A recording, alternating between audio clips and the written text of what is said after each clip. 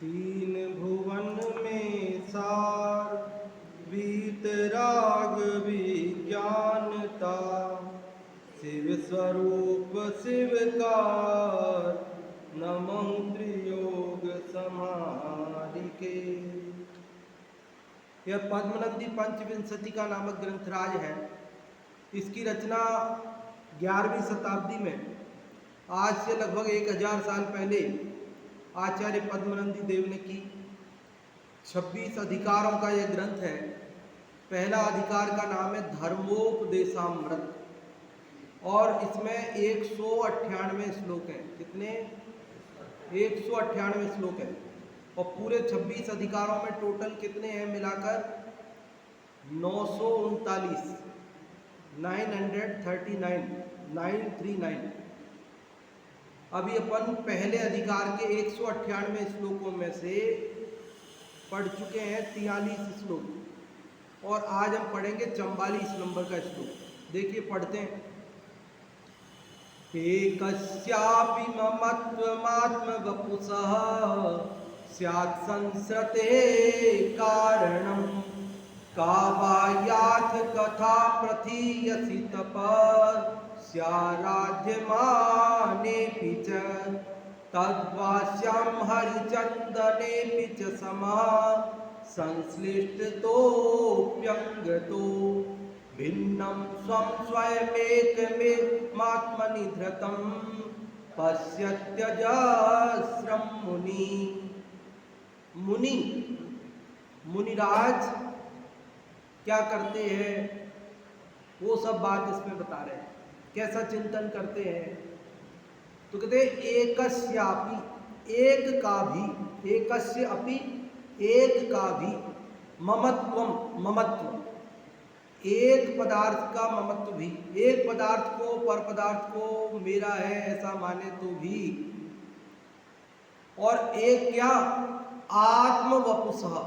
आत्म मतलब अपना, आत्म मतलब यहाँ आत्मा नहीं, आत्म मतलब अपना, वपुषः मतलब शरीर, अपने शरीर का ममत्व भी, स्यात् होता है, संसृतेः कारणम संसार का कारण, संसृतेः संसार का कारणम। पहली पंक्ति समझ में आई? एकस्यापि आत्मवपुषः, एक अपने शरीर का ममत्व यह मेरा है ऐसा ममत्व, संसृतेः कारणम स्यात् संसार का कारण होता है।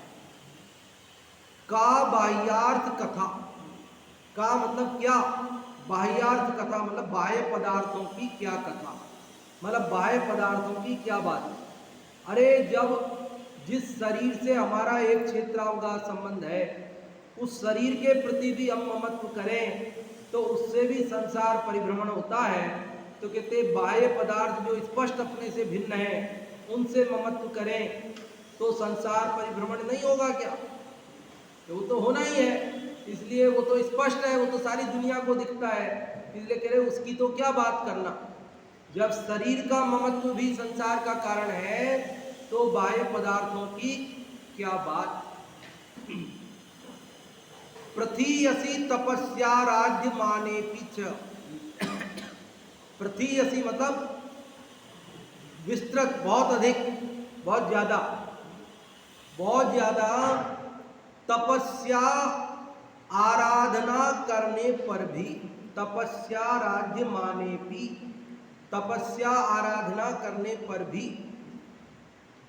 कह रहे बहुत तपस्या आराधना करे लेकिन केवल एक अपने शरीर का भी राग रखे तो क्या होगा? मुक्ति होगी कि संसार होगा? बात समझ में आती है? क्या कहा? करे प्रथीयसि तपस्या राज्य माने पीछ, बहुत अधिक तपस्या और आराधना करने पर भी, एकस्यापि आत्मवपुषः ममत्वम, एक अपने शरीर का ममत्व भी, संसृतेः कारणम स्यात् संसार का कारण होता है। का बाह्यार्थ कथा, बाह्य पदार्थों की क्या बात। अरे अपन जानते हैं ना कि बाहुबली स्वामी दीक्षा लेकर 1 वर्ष तक ध्यानस्थ खड़े रहे और उनके ऊपर बेलें चढ़ गई, चींटियों ने बाबियां बना ली और क्या क्या स्थितियां बन गई, फिर भी उन्हें मुक्ति नहीं हो पाई। क्यों? कहते कोई छोटी सी कोई बात थी उनके मन में। अब जो भी होगी, ठीक है, क्यों अपन सर्वज्ञ नहीं है ना, वो जो भी कुछ रही होगी ना, लोग कहते साहब उनके मन में ये था कि मैं भरत की भूमि पर खड़ा हूं, जो भी हो यही सही।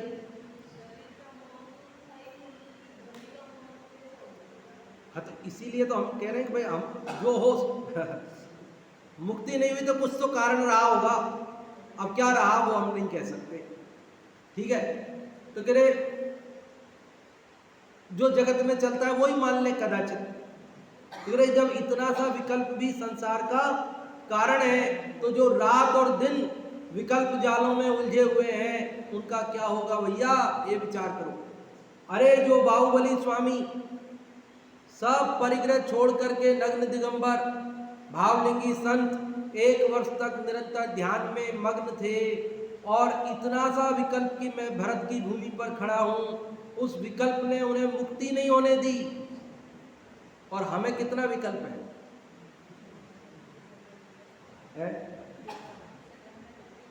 कि रात और दिन विकल्पों का एक जाल है, और हम उस जैसे मकड़ी स्वयं जाल बुनकर खुद उसमें फंसकर मरती है, उसी प्रकार आप और हम अपने ही बुने हुए विकल्पों के जाल में फंसकर मरण को प्राप्त होते हैं, जन्म मरण की लंबी श्रृंखला में फंसते हैं, लेकिन उन विकल्पों का अंत नहीं करते।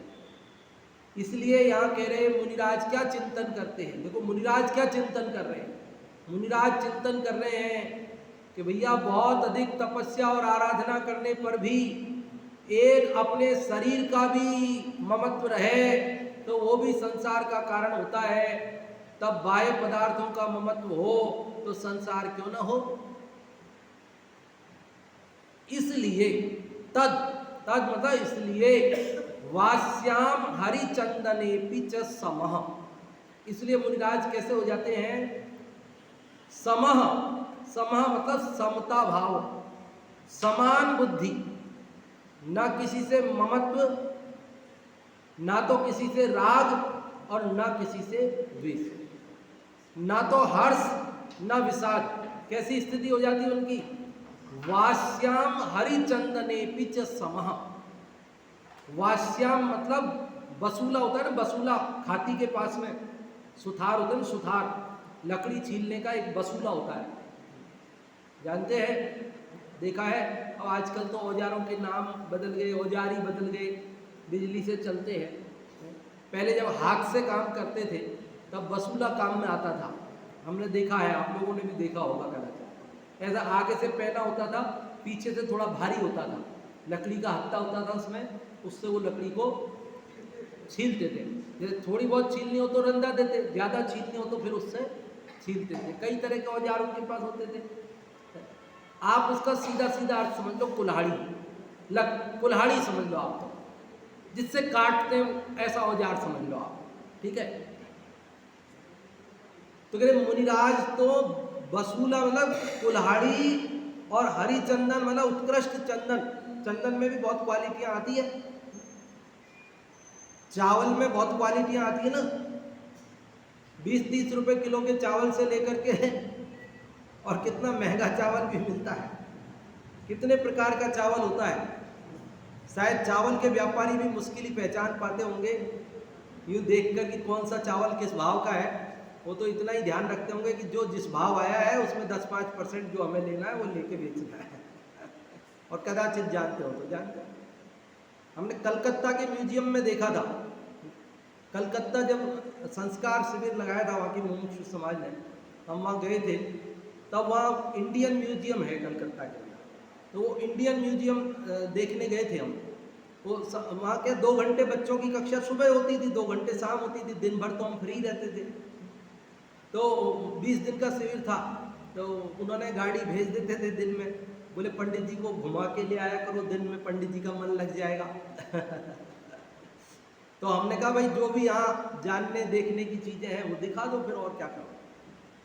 तो रोज वो दिखाने ले जाता था। कलकत्ता में कोई चीज़ ऐसी नहीं छोड़ी उसने जो हमको नहीं दिखाई हो। तो इंडियन म्यूजियम भी दिखाया था। तो वो इंडियन म्यूजियम में हमने देखा, जैसे तो चावल की इतनी वैरायटी, मतलब चावल थोड़े थोड़े बानगी के रूप में रखे थे उसमें म्यूजियम के अंदर, मतलब सैकड़ों तरह की चावल। वो तो बंगाल है ना, बंगाल में तो पैदा ही होता है। और ऐसे ही फिर दूसरी चीजें भी। तो शुरू में तो हम यूं ध्यान से थोड़ा देखा, उसके बाद तो ये लगा कि अरे सूर्यास्त नहीं हो जाए, अपने को शाम के भोजन से पहले वापस भी तो पहुंचना है। तो चलो चलो भाई जल्दी जल्दी देखो। तो बिना देखे ऐसे जल्दी जल्दी बढ़ते लगे। फिर देखा अरे अभी तो बहुत बाकी है, तो फिर यूं दौड़ करके पूरा करके बाहर आ गए। इतना बड़ा है।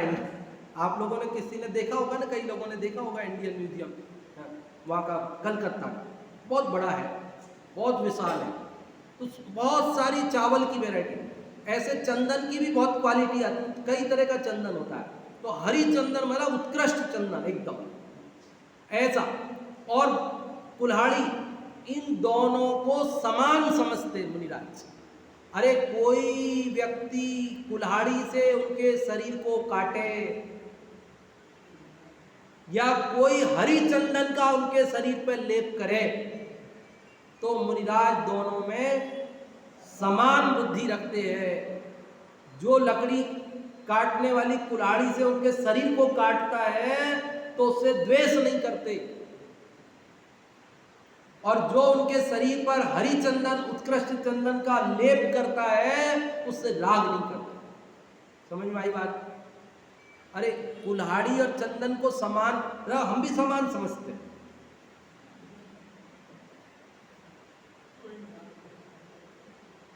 ना तो हमारे पास हरी चंदन है, ना हमें कुल्हाड़ी से मतलब है, कुछ भी हो ना। अरे कुछ भी हो नहीं, उस कुल्हाड़ी से हमारे शरीर के खंड खंड करे,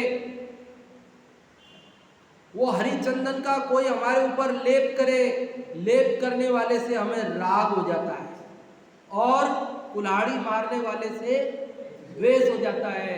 लेकिन जैन मुनि कैसे होते हैं?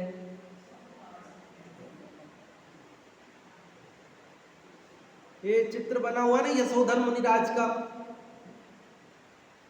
राजा श्रेणिक ने उनके गले में मरा हुआ सर्प डाला और चेलना रानी ने उस सर्प को हटवाया। इसके बावजूद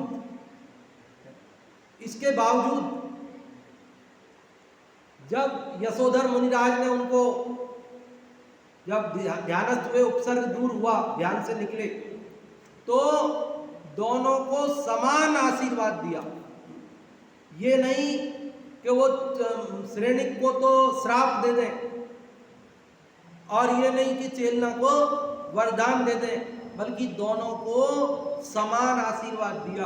ऐसे होते हैं जैन मुनि। कैसे होते हैं? देखो ध्यान रखना, जैन मुनियों की ये विशेष बात है, खास बात है, कि वे किसी को वरदान भी नहीं देते और किसी को श्राप भी नहीं देते। कई लोग कहते हम कैसे पहचान करें, सच्चे झूठे की हम कैसे पहचान करें? आपको पहचान हो जाएगी यदि श्राप देते हुए नजर आ जाए या वरदान देते हुए नजर आ जाए। उनको नमस्कार करने वाले के प्रति प्रसन्नता नजर आवे और उनको गाली देने वाले के प्रति उनके मन में खिन्नता नजर आवे, तो समझ लेना कि जैन मुनि नहीं है।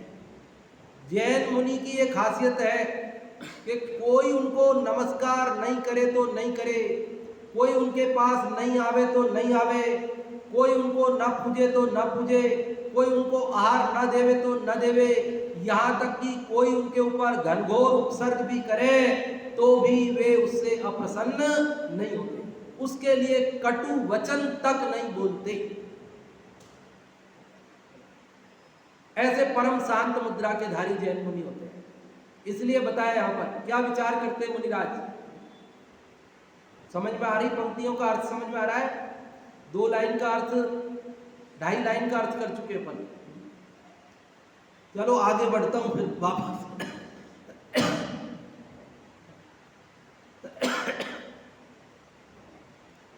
संश्लिष्ट तो भी अंग तो, संश्लिष्ट तो भी अंग तो, संश्लिष्ट मतलब जो चिपका हुआ है, संयोग में एक क्षेत्रावगाह है, ऐसा अंग मतलब शरीर।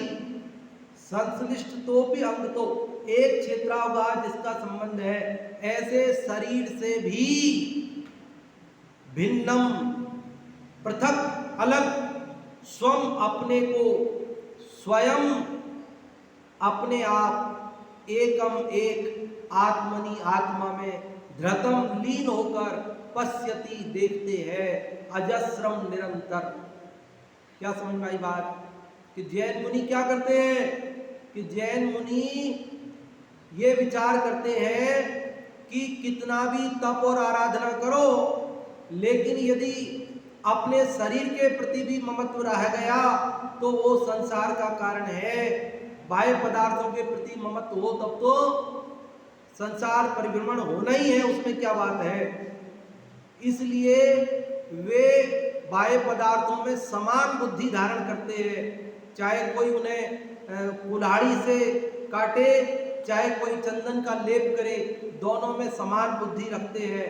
और अपने जिसके साथ एक क्षेत्रावगाह संबंध है, ऐसे शरीर से भी भिन्न अपने आत्मा को निरंतर देखते हैं और निरंतर उसी में लीन रहते हैं। समझ में आया क्या? कठिन तो नहीं लगता है?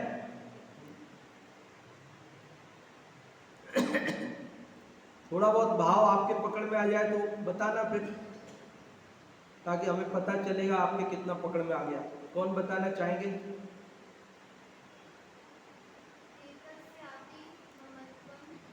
हेलो,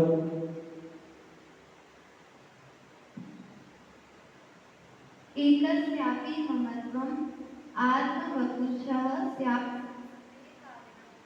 मतलब कि एक अपना जो स्वयं का शरीर है उससे ममत्व भी संसार का कारण हो जाता है। का भायार्थ कथा, तो बाह्य पदार्थों से ममत्व की क्या बात है। जबकि असि तपस्या आराधनानि च, तपस्या और आराधना करते हुए, मतलब इसका अर्थ ये हुआ कि बहुत तपस्या बहुत आराधना करते हुए भी जब एक शरीर से ममत्व ही संसार का कारण है, तो अन्य पदार्थों के ममत्व की क्या बात करें। तद्वास्याम हरिचंदनेपि च समः, वास्या मतलब कुल्हाड़ी और हरिचंदनेपि मतलब हरिचंदन का लेप, मतलब कोई उन्हें उन पर कुल्हाड़ी से वार करे या कोई उन पर चंदन का लेप करे, कोई अच्छा करे चाहे बुरा करे, दोनों में वे समान भाव रखते हैं। संश्लिष्टोप्य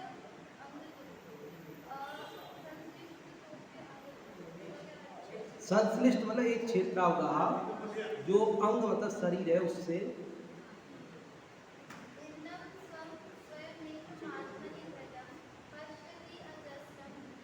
ऐसे जो मुनि होते हैं वे स्वयं को स्वयं से और आत्मा में मतलब स्वयं में अपने आप को तन से भिन्न मानते हैं। मतलब इस तरह से जो मुनि होते हैं वे स्वयं को इस तन से शरीर से एक क्षेत्रावकाश संबंध होने पर भी भिन्न मानते हैं। बहुत बढ़िया।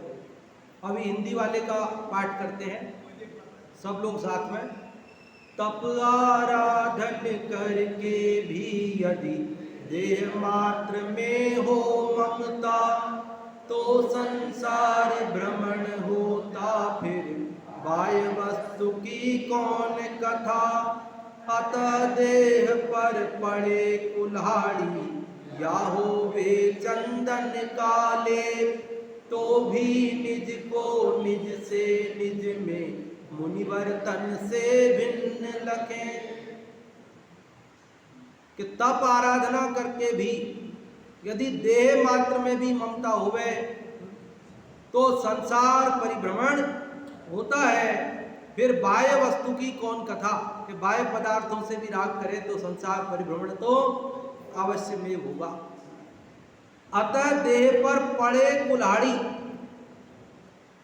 देह से भी ममत्व नहीं करते हैं, इसलिए देह के ऊपर भले ही कोई उपसर्ग करे कुल्हाड़ी से, या होवे चंदन का लेप, भले कोई चंदन का लेप करे, तो भी निज को निज में, निज से निज में, अपने को अपने द्वारा अपने में।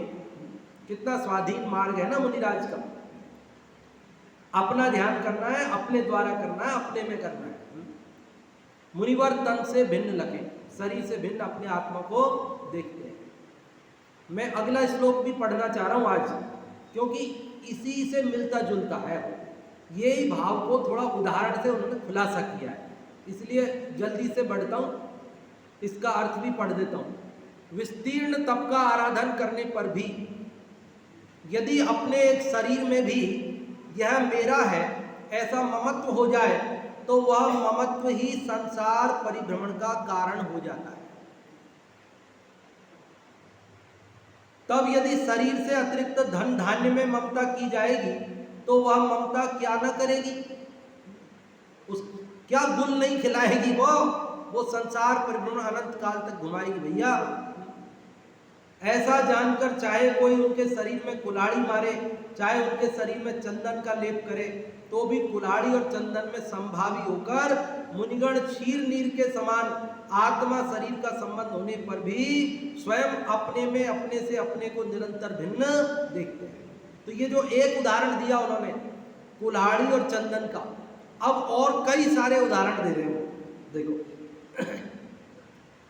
तृणं वा रत्नं वा रिपुरथ परम मित्रमथवा सुखं वा दुःखं वा पितृवन् महोसौधमथवा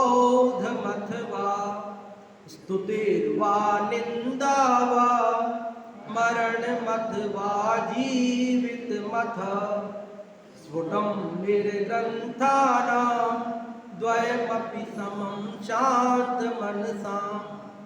कि मुनिराज कुल्हाड़ी और चंदन में जैसे समान रहते हैं ना, ऐसे ही तृणम व रत्नम व, भले घास का सड़ा हुआ तिनका हो और चाहे रत्न हो। रिपु अथ परम मित्रम, रिपु मतलब शत्रु हो अथवा परम मित्र हो। सुखम व दुखम व, सुख हो या दुख हो। पितृवनम अहो सौधम, पितृवन मतलब जहाँ हमारे पितरों को जलाया था ना, शमशान, हमारे पूर्वजों को जहाँ पे अंतिम संस्कार किया जाता है ना, पितृवन जंगल में ले जाके जलाते थे ना, घर से बाहर, बस्ती से बाहर। अभी बस्ती के अंदर ही जलाते, वो अलग बात है।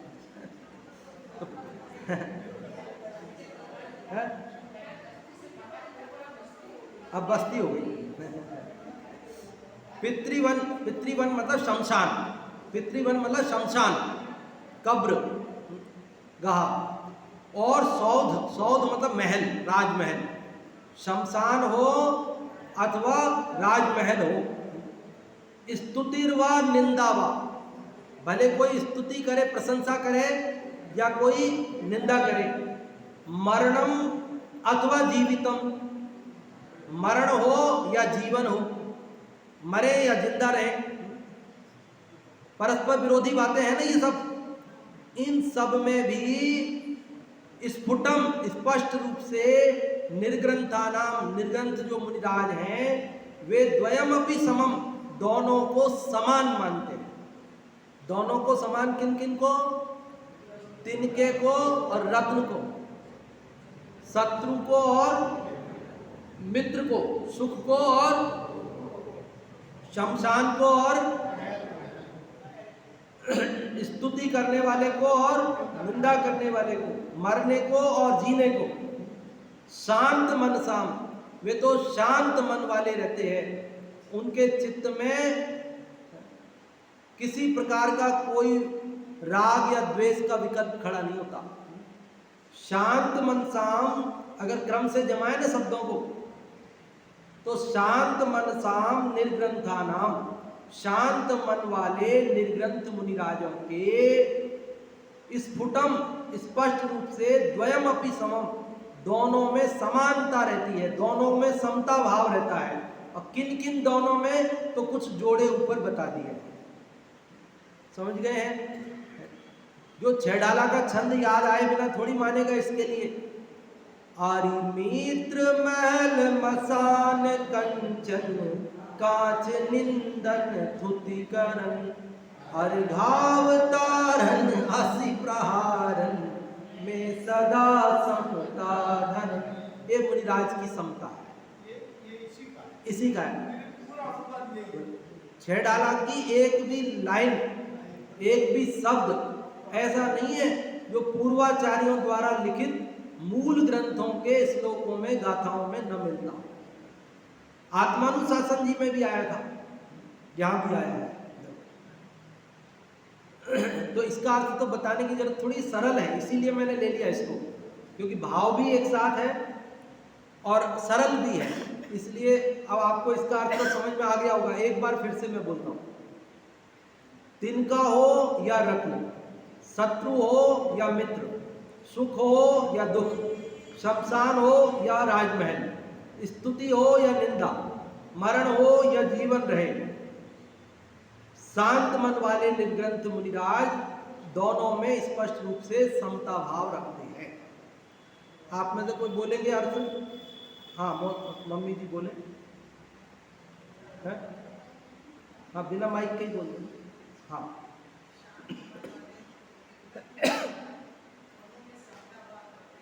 हाँ जी,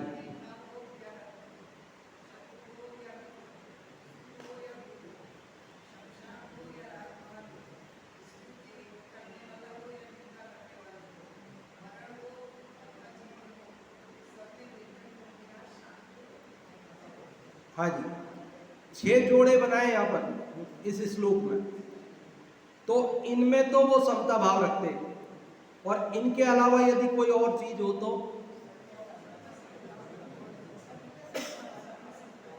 इनके अलावा कोई दूसरी चीज हो तब तो राग द्वेष करते होंगे कि या तो ये इनका लिखा कि इनमें समता रखते हैं, इन और बाकी में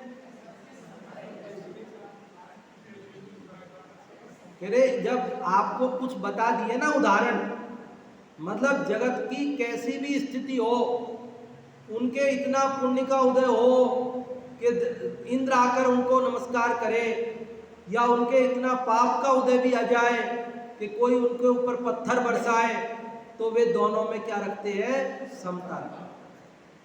कमठ उनके ऊपर पत्थर बरसाए, कमठ का जीव था वो, कमठ नहीं था, संवर नाम का देव था, और वो धर्मेंद्र पद्मावती भले उनकी रक्षा के लिए आए और रक्षा का विकल्प करें, रक्षा करें, जो भी स्थिति बने, लेकिन वे दोनों के प्रति समता भाव रखते हैं। उस कमठ के जीव के प्रति द्वेष नहीं करते और उन धर्मेंद्र पद्मावती के प्रति राग नहीं करते। धर्मेंद्र पद्मावती को आशीर्वाद वरदान नहीं देते और उस संवर नाम के देव को, कमठ के जीव को श्राप नहीं देते, अभिशाप नहीं देते। शक्ति संपन्न क्यों दे नहीं सकते? ताकत नहीं उनके पास? अरे दे सकते हैं, बहुत ताकत है, उनकी ताकत की कल्पना नहीं कर सकते, इतनी ताकत है। उनको केवल मन में विकल्प भर आना है और विकल्प से काम होना है। उनको तो हाथ भी नहीं उठाना है, बोलना भी नहीं है। इतनी ताकत, रिद्धि सिद्धियां उनके जीवन में प्रकट होती है, लेकिन उन्हें ऐसा विकल्प मात्र भी नहीं आता, ऐसा विकल्प भी नहीं आता। इतनी समता है। किसके बल से? कि वे शरीर से भिन्न अपने आत्मा को देखते हैं। मैं तो ये हूं। जैसे जैसे कोई व्यक्ति पाकिस्तान के ऊपर क्या करता है, पाकिस्तान के लिए क्या करता है, उससे हमें क्या मतलब? नहीं, पाकिस्तान से तो मतलब है साहब।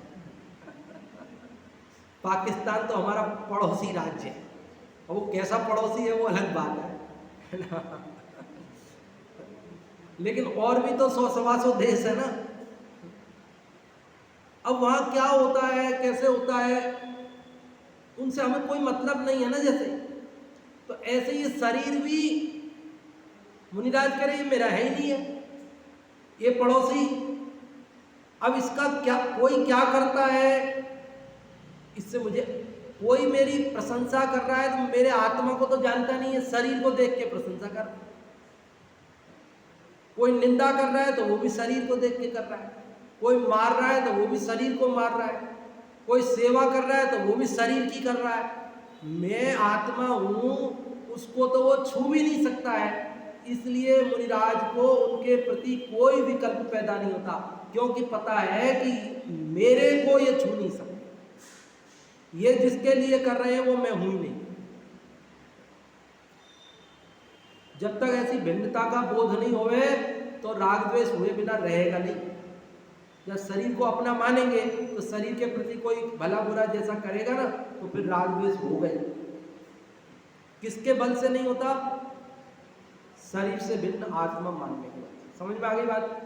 देखो, तृण हो अथवा रत्न तथा रिपु हो या परम मित्र भी हो, सुख हो अथवा दुख हो, राजमहल हो या मसान भू हो, निंदा हो अथवा स्तुति हो, मरण हो या जीवन हो, सब में समता धारण करते शांत चित्त निर्ग्रंथ अहो।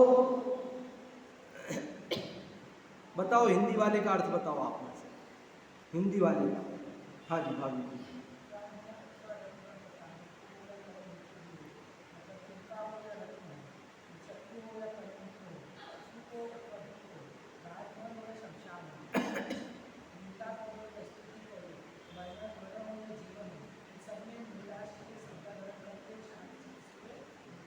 बहुत बढ़िया। शांत रस के लोलुपी मुनियों को तृण या रत्न, मित्र या शत्रु, सुख या दुख, शमशान भूमि या राजमंदिर, स्तुति या निंदा, मरण या जीवन सब समान है। जो मुनि परिग्रह से रहित और शांत स्वरूप हैं वे तृण से घृणा भी नहीं करते। तृण की जगह कांटा समझ लो आप, कांटे से घृणा नहीं करते।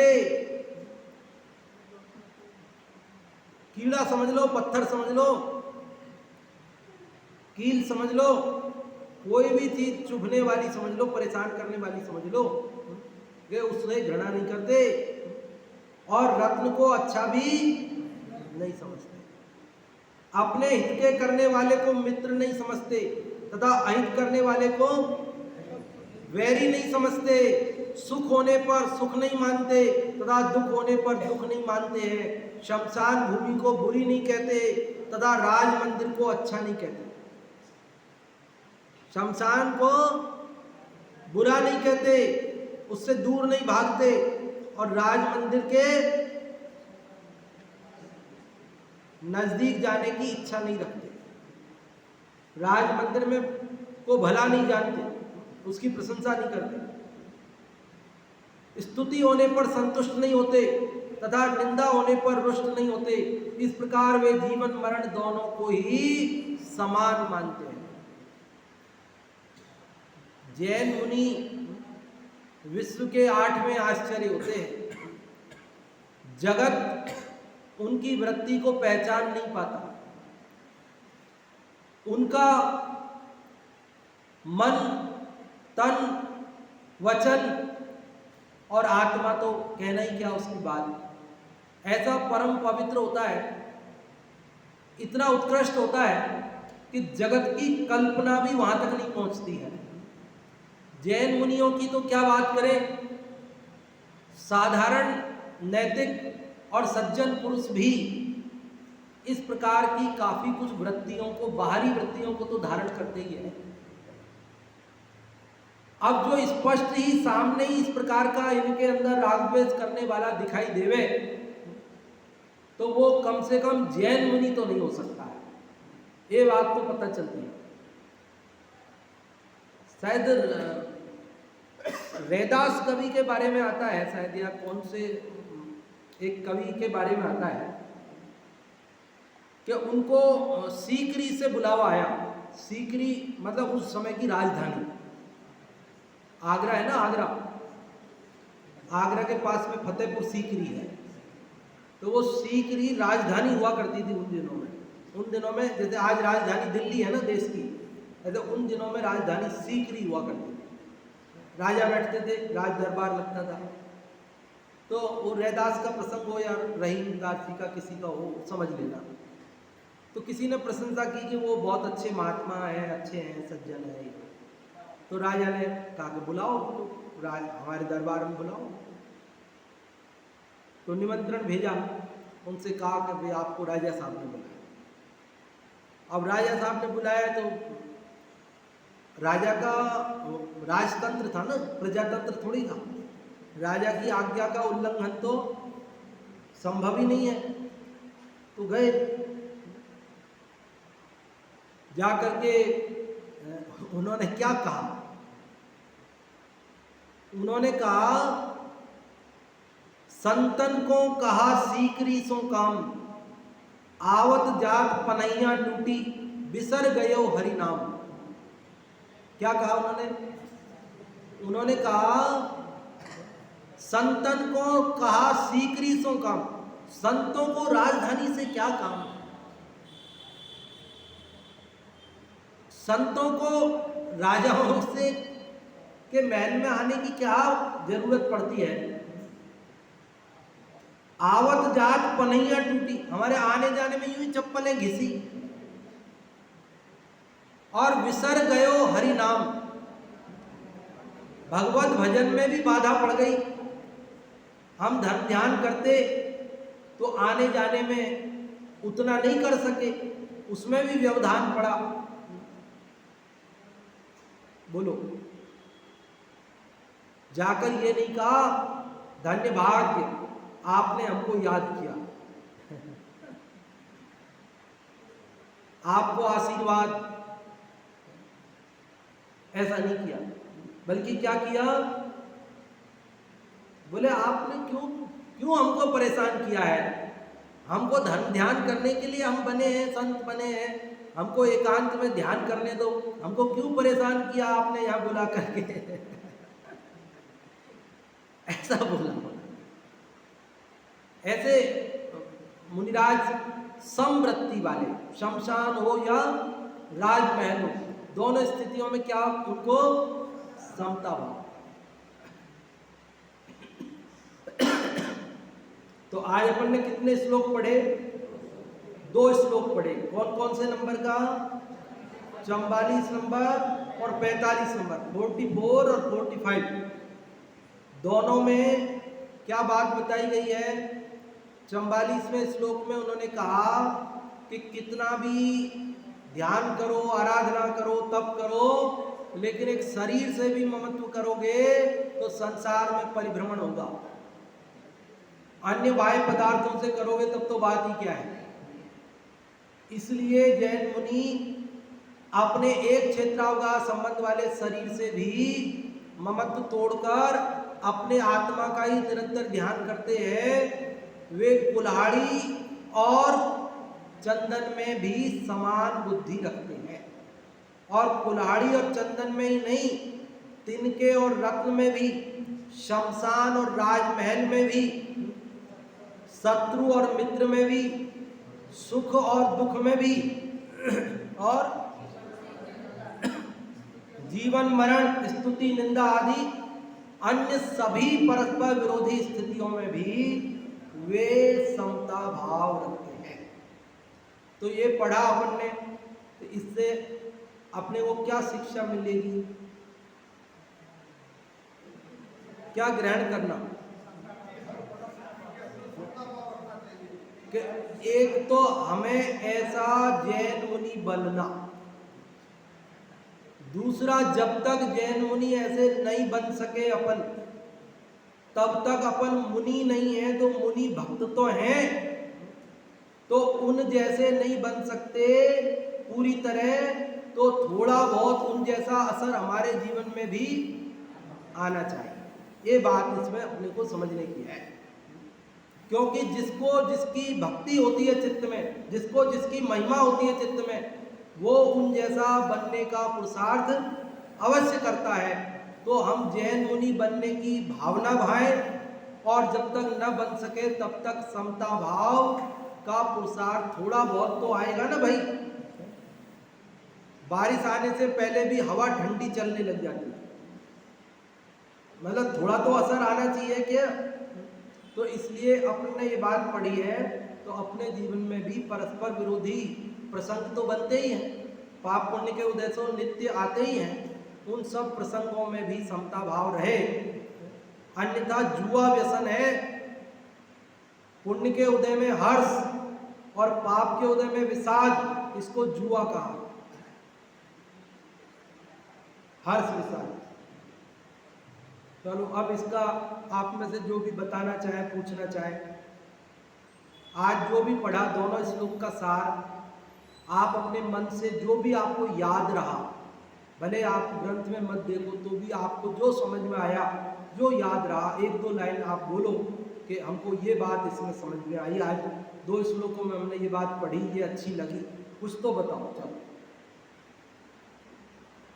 हाँ जी, कौन बता रहे हैं?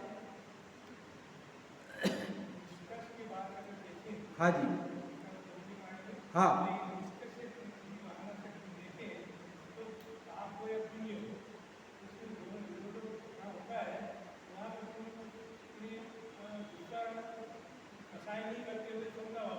समता भाव रखना चाहिए। और ये समता भाव आएगा कैसे? कि जब हम अपने को शरीर से भिन्न आत्मा देखेंगे तब समता भाव आएगा, और सामने वाले को भी शरीर से भिन्न आत्मा देखेंगे तो समता भाव आएगा। और दोनों तरफ से लगा लो, समता भाव आएगा तो आत्मा दिखाई देगा, और आत्मा दिखाई देगा तो समता भाव आएगा। दोनों तरफ लगा लो, क्योंकि समता भाव आए बिना आत्मा पे दृष्टि जाएगी नहीं, बाहर ही उठते। अब बाबू जी आप भी बता रहे थे, शायद आप भी बताना चाह रहे थे, आप बताना चाह रहे थे ना।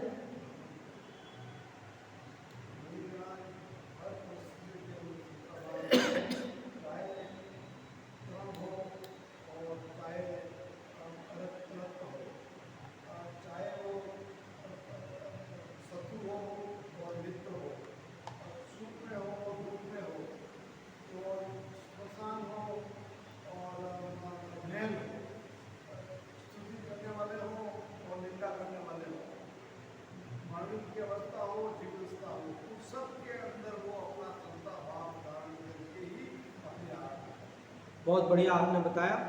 अब जिनवाणी स्तुति करेंगे अपन, और अगले श्लोक की चर्चा कल करेंगे।